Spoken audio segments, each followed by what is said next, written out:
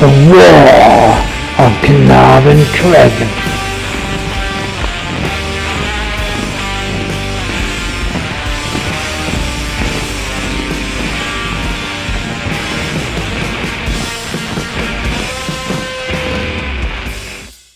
I sat in the back, chomping on a cigar. It was my birthday. Aurora and Ellie were out of the house, and I suspected that they were looking for a surprise for me. Agamemnon was just doing his thing around the back garden.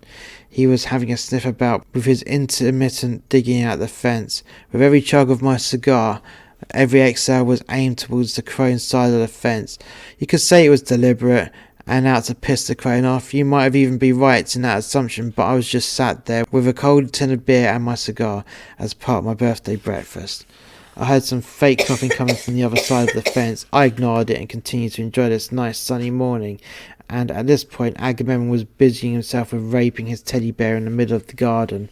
There was another volley of fake coughing, this time louder than before, and once again I ignored it. I just knew that if I reacted to the vile one, then my birthday would probably get ruined. There was another load of coughing. This time it was loud and very prominent, followed by a "Do you mind not doing that?" from the old crone. Now I had no choice to engage with this nasty old hag, and of all the days on my birthday, I decided that I would just shut her down in one sentence. "Yeah, I do mind." And I belched as much smoke as I could in her general direction. "I don't see why there's so much animosity towards me," cried the old crone. Now this sentence that spewed out the wicked witch of the South Wales's wrinkly cunt mouth really pissed me off. Was she really that thick, or was she just after attention? I didn't know, but it was time to give the old hag a full-on heart-to-heart, and she probably wouldn't like it. "Well," I said, "perhaps it's down to this. Since day one of us moving into this house, you've had it in for us. If it wasn't the perpetual and incessant whinging about the green that you don't own, have never owned, and will never own, then it's about the noise, which, to be fair, isn't much at all. Hence why I had to teach you a lesson about how relative noise really is. Now, if it wasn't that, then it became an issue about Agamemnon, where not only did you blame him for the smell of your own excrement, but you egged him along with my nephew, as well as my equipment. Someone even went as far as deliberately drugging him by shoving a handful of diazepam into a big juicy steak. Now, I will for the first time point the finger towards you, even though I cannot prove it. I know it was you." I paused, hoping for the crone to interject to that one and only accusation, but she looked at me blankly. I continued, "So you're not going to deny it? There is so much I can say and add, but I really can't be bothered with the exception of this. Today is my birthday, and I am out here enjoying my birthday cigar and my birthday breakfast beer, whilst enjoying the sunshine and watching my dog fuck his teddy bear into submission, and you just couldn't help yourself but to go out of your way to piss me right off." The crone just didn't know what to say. I really think that at no point in her long and miserable life that anyone had ever stood up to her. To me, she puts around the air of being king shit, and no one from her generation still to this day would want an argument with her. The crone must have been the bully of the street back in the day. She just had that dumb cunt meat-headedness about her. The crone must have been the real-life cliche of a husband drinking himself to an early grave so he'd get time off for good behaviour. I would even go as far as a husband, before he escaped off this mortal coil, would say to his friends that his wife was half German, half shepherd. I even heard along the grapevine that the crone even had a son and a grandchild, but they lived in America. To me, it just says that that guy's wife really hates her mother-in-law and forced her husband to go to the other side of the world so she wouldn't have to contend with that nasty old bag ever again. For me, I just wanted to know, in fact, I demanded to know, if she was born a cantankerous old cunt, or did she have to work at it? While I was thinking of all this, and more, I was still chugging on this tasty cigar, and the wind carrying the belching smoke across towards the crone. She still had not reacted to what I said. She was still looking at me with a blank expression, but this time she wasn't wincing at the cigar smoke. The crone just looked puzzled. I began to talk once more. "You do know that every time you feel I've done something to get under your skin, it's a direct reaction to what you've done to me." I paused again, and there was still no reaction. I don't know if she was having a stroke at this point. Her face was always screwed up, and her wrinkly, haggard cheeks always flopped around in the wind. I could see her left eye twitching and flickering, but that may have been her rage pressing itself.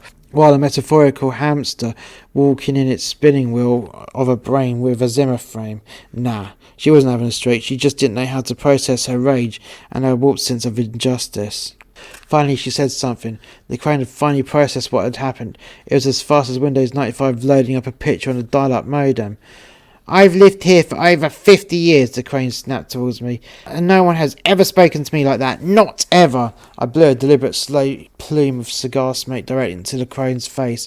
Always the same bullshit. I've lived here for over 50 years. Non-argument. If you want respect from me, crone, then you have to show me the same courtesy.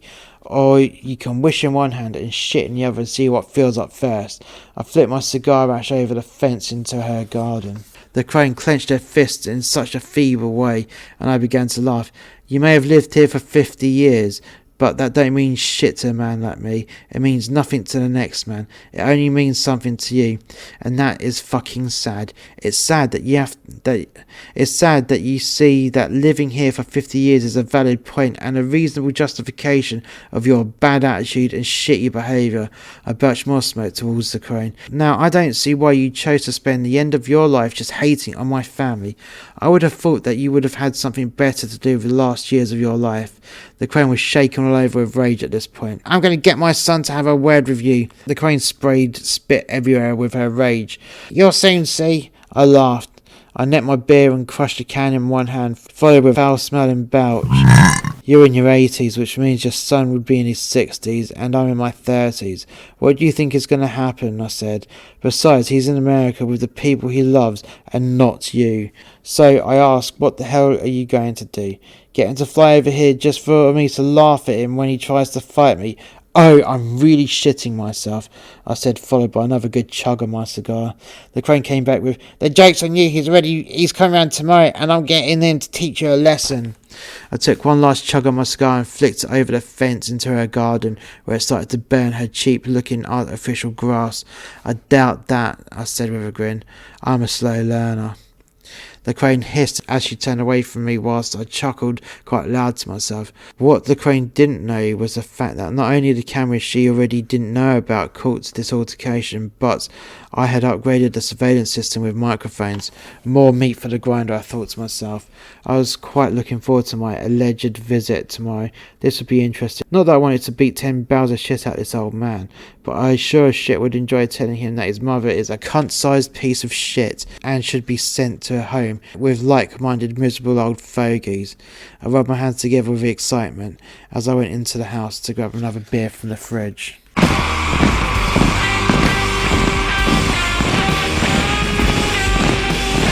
Thank you for listening to the War of Caernarvon Crescent. If you've enjoyed this production from Master X Media, why not check out more content by clicking the link in the description below. Until next time, soldier.